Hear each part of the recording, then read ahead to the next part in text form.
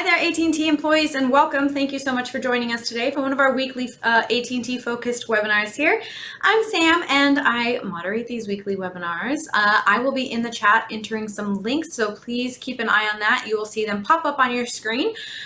Please click on those. They're going to guide you to our YouTube channel, where you can follow us for much more AT&T related content, as well as a link to our calendar, where you can book an appointment with one of our AT&T focused advisors, and a couple other resources such as our complimentary cash flow analysis, which Tyson will go more into depth with you about after his presentation. Today, he'll be giving you a quick rundown of how interest rates are currently affecting your AT&T pension amount.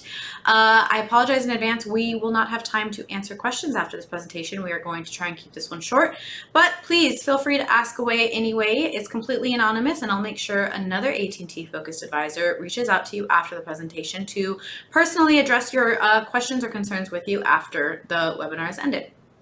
And very quickly, very last comment to make, please remember that we are not affiliated nor endorsed whatsoever by AT&T. We are a completely independent group of financial advisors here.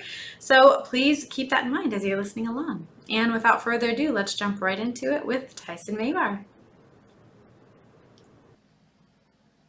Good afternoon, everyone. Thank you for attending our webinar series today. My name is Tyson Mayvar. I'm one of the AT&T focused retirement specialists here at the Retirement Group. Today's webinar series, we're going to focus on the AT&T pension plan and the new interest rates that came out as of August 2024 that affect lump sum payouts for most employees at AT&T. We'll also talk a little bit about the various payout options other than the lump sum and some important issues related to electing your pension from AT&T. Now, every time we talk about the pension plan, it's important to note that the full retirement age, as far as AT&T is concerned with the pension, is age 65. They also call this a normal retirement age. The significance of this, for the most part, is that if you work past age 65 at AT&T, you must commence your pension at the earliest available commencement date after your retirement. As opposed to if you retire from AT&T prior to age 65, you have the option to defer the election of your pension. And then sometimes you're forced to defer the election of your pension on some of the plans if you didn't reach your Mod 75 qualifications. But this is very helpful, especially if we are in a declining interest rate environment, because it's possible to wait to take your pension, get more money out of the plan, specifically with the lump sum option, or potentially consider aging out of the penalties if you still have age penalties being applied to your pension plan. Not the case if you're already over 65 when you retire. You are forced to take your pension at the earliest available commencement day, which for some plans is the first day of the month following your retirement, and for other plans is the day after your official retirement date. So keep that in mind. Now, there's a variety of different pension options. We'll talk about the three main ones that apply to all plans: the single life annuity, the joint survivor annuity, and the lump sum option. And we'll also talk a little bit about the interest rates that affect the lump sum and the look back period, how that affects the lump sum plans based on what interest rates are used to calculate these lump sums. Now, the single life annuity is going to be the largest of all the annuity payouts, and that's because it's good for only one lifetime. You, the employee or AT&T retiree, are going to get a monthly check for the rest of your life. There's no cost of living adjustment, meaning that same amount will be paid to you for the rest of your life, and as soon as you are no longer alive, the paychecks stop, and AT&T in their pension fund would keep any of the money that was not paid out to you during your lifetime. Now, this is appropriate for many people that, for a variety of reasons, maybe you have very good health or longevity in your genes. Maybe you have very low risk tolerance. You don't like fluctuations on your investments, and just wouldn't know what to do, or might have concerns with how to invest the lump sum. There are some detriments to this option. The big one being, like we talked about, there's no cost of living increase. There's very little flexibility. Once you start paying those income payments, once the pension starts, you're going to be stuck in that payment for the rest of your life, so you can't borrow against future payments, for example. Or if you get struck with an illness or have some reason to believe that you won't live to a normal life expectancy, doesn't matter, you're still going to be stuck in that lower payment. Whereas the lump sum option, you'd have the flexibility to maybe accelerate your spending. You can invest it a little more flexibly, which could be good or bad depending on the investments you choose, of course. And you're going to have no death benefit with the single life annuity, which is a main reason we see most people that have children, spouses, some beneficiary, somebody that they're responsible to take care of, not choosing this option if in fact that applies to them. But there's two other options that do have a little bit better death benefits that we'll talk about. The joint survivor being one of them, which is a little bit less money during your lifetime, but the death benefit of a joint annuity payout to usually a spouse, a second individual that is going to receive paychecks for the rest of his or her lifetime after you pass away, assuming you go first. Now, something unique about the AT&T pension is that there is what's called a pop-up provision assigned to this joint survivor annuity. And what that means is that if you take the joint survivor annuity, of course, you're going to take less income as a result of the joint annuity payout benefits. But let's say your spouse or your joint annuitant passed away first. Well, AT&T is actually going to pop up your annuity benefit back to the single life annuity amount. In other words, they're going to reduce that discount that you signed up to be able to add this joint annuitant onto your plan, which is unique based on not a lot of pension plans giving this option, but it is not free. It is built into the payout options for the joint annuity. In other words, you're getting less money as a joint annuitant in order to have this pop-up provision, which you don't have an option to add. It's just one of the features of the joint annuity for AT&T. We've also done some pension max scenarios for clients wherein a client might originally be interested in taking the joint annuity to protect their spouse, but we found that they could have a better death benefit by taking the single life annuity and purchasing a life insurance policy with the difference of the value of the joint annuity and the value of the single life annuity. And so it doesn't always work, but it's worth looking into and considering because not only is there more flexibility with the death benefit, but it could create a much higher probability at a higher death benefit compared to the joint annuity that AT&T offers. Now, you might hear this term look back period. This is what AT&T uses to evaluate which interest rates will be used to calculate your lump sum. And they only change the interest rates once per year. They do this on January 1st. And the interest rates that they are using are the November corporate bond interest rates from the prior year. So here we are in 2024. If you retired and took your pension this year, you would receive the lump sum that was calculated based on the interest rates in November of 2023, last year. If, however, you retired this year but waited to take your pension, assuming you were able to, assuming you weren't yet 65, until next year, you would receive the November 2024 interest rates, which could be more or less favorable than the November 2023 interest rates. So very important to keep paying attention to these interest rates because as they change, you could help or hurt your pension based on not only the timing of your retirement, but also the timing of the election of your pension, which doesn't have to coincide with your retirement date, not always at least. So we watch these rates very closely, and they update these rates on the IRS website once per month. And we have the updated rates that we're going to go over today to see what's happened this year. You can see the most recently available data we have is August of 2024, and there's 3 interest rates that they track. The second segment rate, the one in the middle here, carries by far the most weight in the calculation. For example, it's 3 times more relevant than the first segment rate and close to 3 times more relevant than the third segment rate. So we follow this one the closest, but the other 2 do have some relevance. And you can see that since November of 2023, interest rates, if following the second segment rate, have dropped by 80 basis points or 0.8%. And what that means in plain English, because rule of thumb that we use is for every 1% decrease to interest rates, you can expect roughly a 10% increase to your lump sum and vice versa.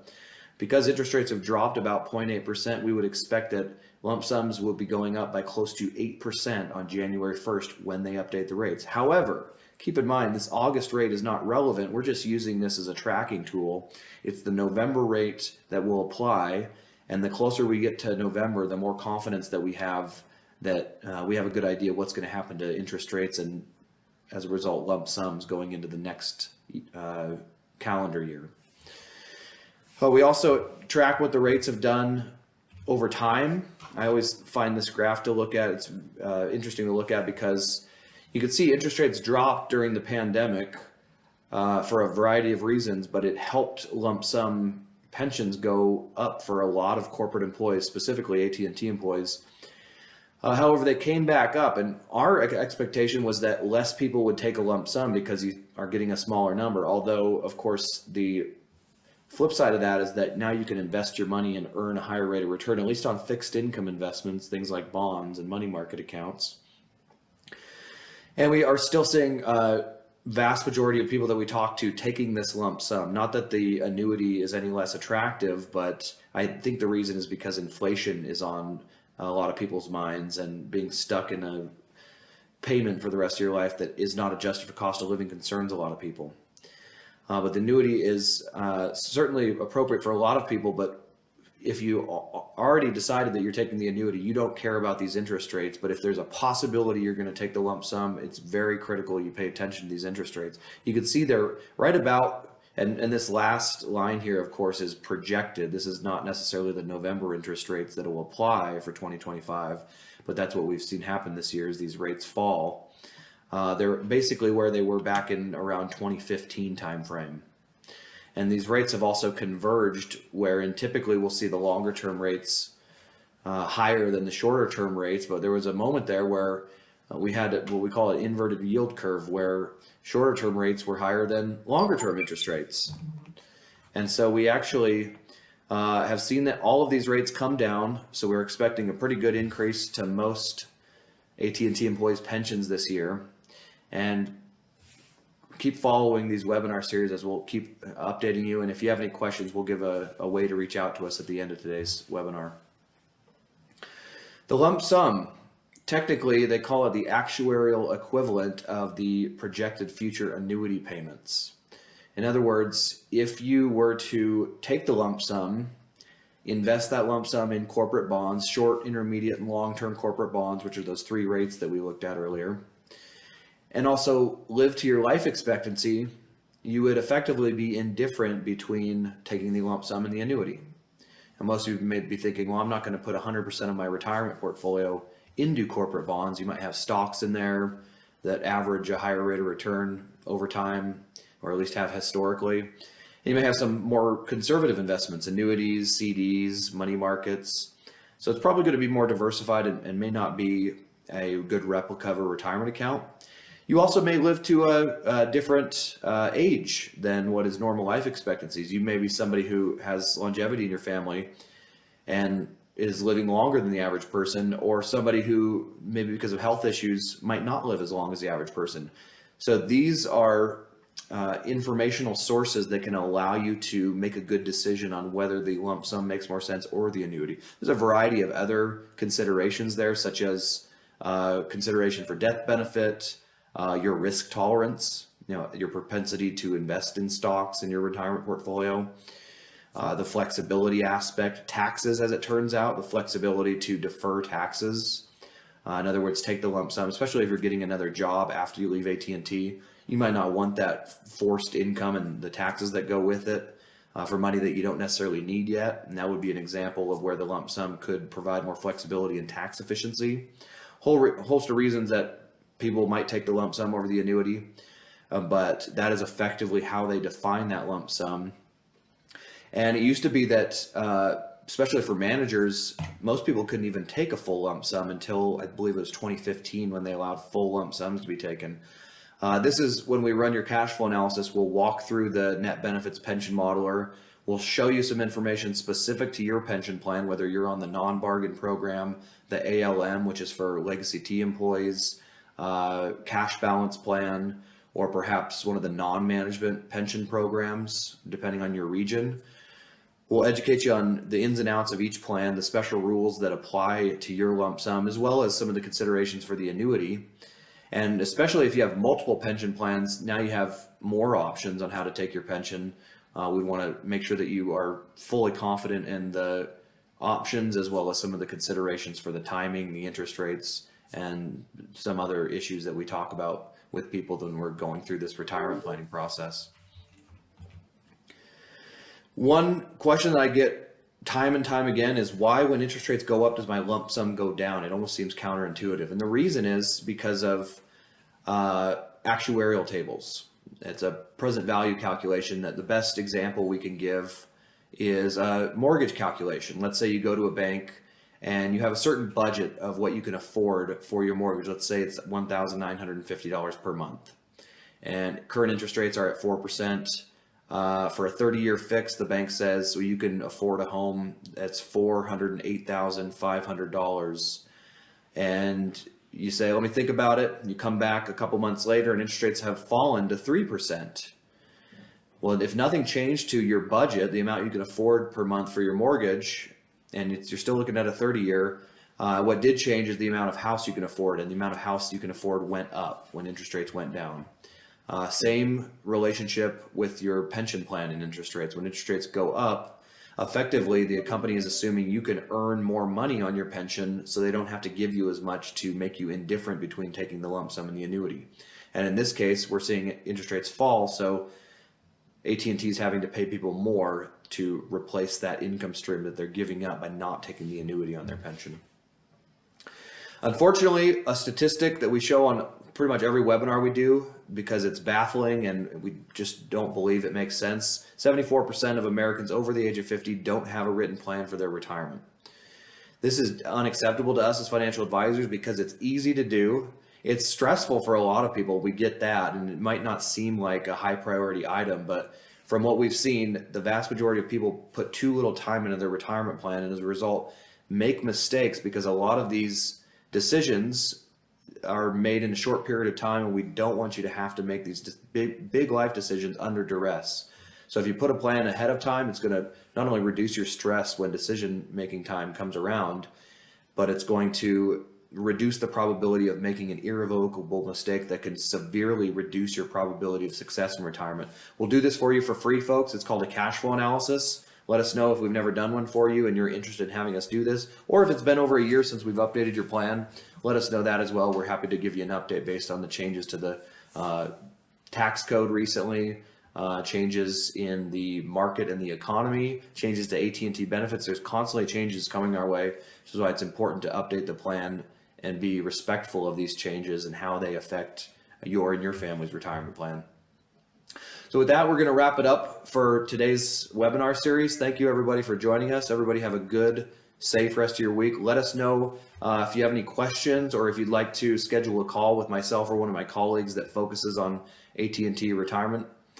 Our email is info@theretirementgroup.com. You can call us at the home office at 800-900-5867. You can also take a picture, if you have a smartphone, of one of these QR codes, one to schedule a meeting, whether it's a 15-minute web meeting, phone call, even a face-to-face meeting if you like. Or you can follow us on LinkedIn to keep up with changes going on to the AT&T benefits plans and a variety of different topics that we cover, different retirement strategies that we think are important to everybody approaching their retirement from AT&T. Let us know how we can help, folks. And in the meantime, everybody have a good rest of your week. We hope to talk to you all very soon.